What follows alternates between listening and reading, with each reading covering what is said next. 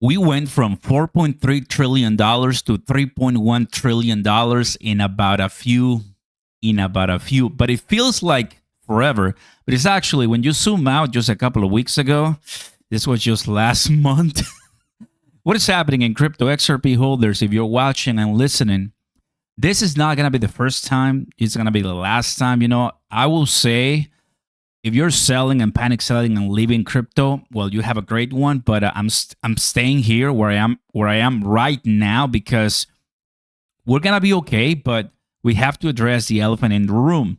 When will liquidity come back? When will retail come back?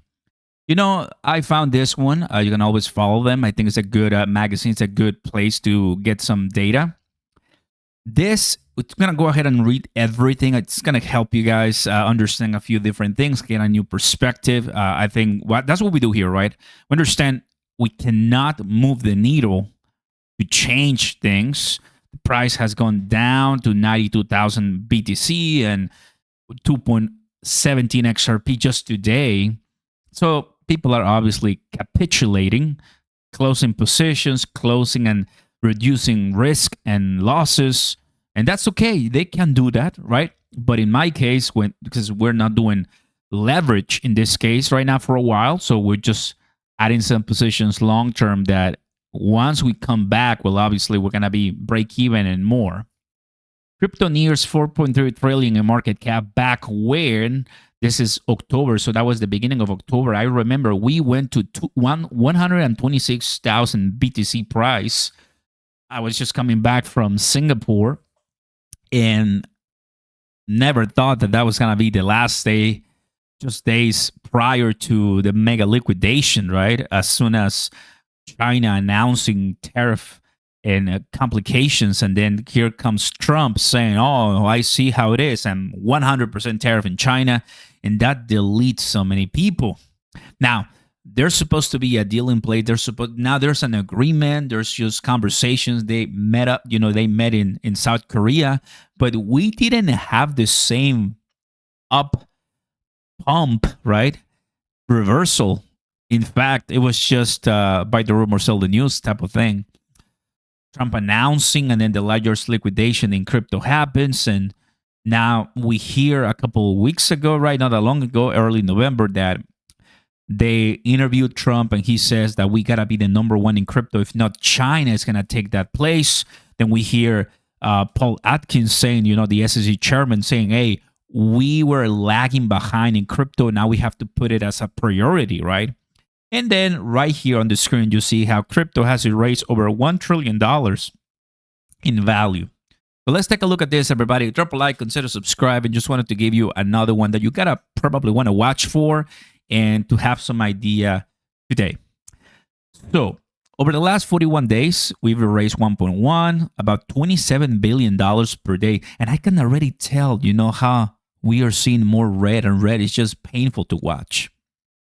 This decline has been strange for one of the key reasons. There haven't been many material bearish development to the fundamental side of crypto, and that is true.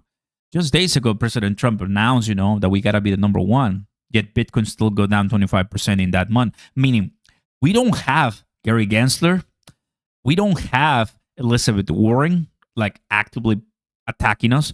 We don't have the lawsuit for XRP. Like, we don't have those things anymore, and we can still see major pain in the market and blood on the street. We open up this one, guys. Bitcoin falls 25% from record high interest bear market, right? So from 126 to $94,000. Obviously, Golden Cross, obviously, right? Telling everybody and signaling for further losses. Thankfully, we're still trying to stop that, and it's not going that bad so far. Now, more. It also appears to be a structural and mechanical downturn. It all began with the institutional outflows mid to late October.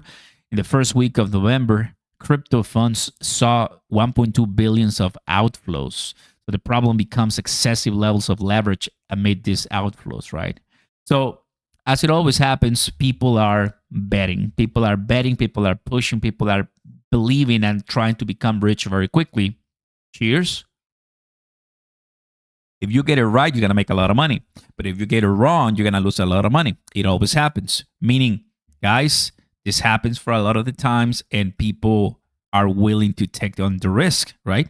They're always, once you do submit, once you do okay, and you send the transactions, right, you're going to have a lot of contracts, and you're going to be responsible for that. Leverage in crypto is unique. It's common for speculations, to take on positions that are 20x, 50x, 100x. For safety, I don't really do many 100x's. I think the highest that I go is like 15 to 20x. If you want to do a 100x, what I do, right, not to tell you what to do, not financial advice, but it might be just like a $200 position, $100 position, something small. When I'd like to go in with thousands, usually it's in the 10x. Seen below, 2% move at 100x leverage will liquidate your position. Meaning only 2%, that's what you need to delete positions very, very quickly. When I do 10x, 15x, you need a more over 5% move, which is safe, right? I mean, typically a 5%, 6%, you don't really see it.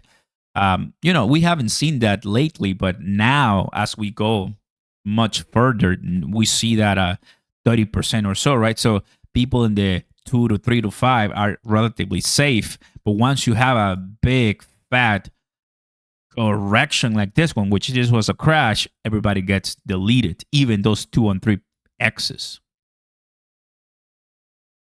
As a result, when this sudden downswings happen in crypto, liquidation surge. As seen on October 10, 19.2 billion. It was painful. Yep. The first 20,000 Bitcoin daily candlestick. Crazy, right? Excessive levels of leverage have resulted in seemingly hypersensitive market. Over the last, and you can tell right there, look at that. $20 billion, everybody. Complete collapse and complete destruction for a lot of people. Over the last 16 days, we have seen 3 days of liquidations exceeding 1 billion, right? So there's still a lot of people that are betting in the market. It also explains the sudden shift in sentiment. Right now, we're looking at a 10 extreme fear. People are fearful. People are running for the hills. Some of us were like, they didn't hear no bell. Come on, everybody, let's go ahead and keep buying the dip, which makes sense because you're buying some pretty nice positions. But also know that if you're buying right now, like me, sorry, I want to sneeze, but finally, I am getting some spot. The crypto fear and index, officially falls to 10. Let's actually see the latest. I haven't opened that in so long. I don't know what number it is right now. It's 10, still 10. Extreme fear, everybody. Oh boy. So, of course, it happens. So, still not convinced. Take a look at the chart of Bitcoin right here. Gold outperforms BTC by 25 points. Record liquidations. So, for 12 plus months, gold and Bitcoin move in high correlation, the safe havens of assets.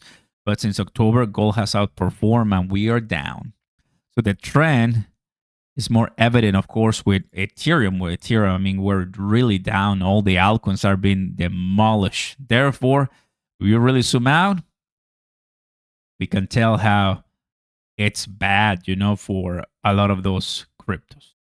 So, but as I've been saying too, we think the bottom is near. I do agree so. So just keep an eye on things and the dynamics of crypto, which I'm still buying because I know that the reversal will be even better.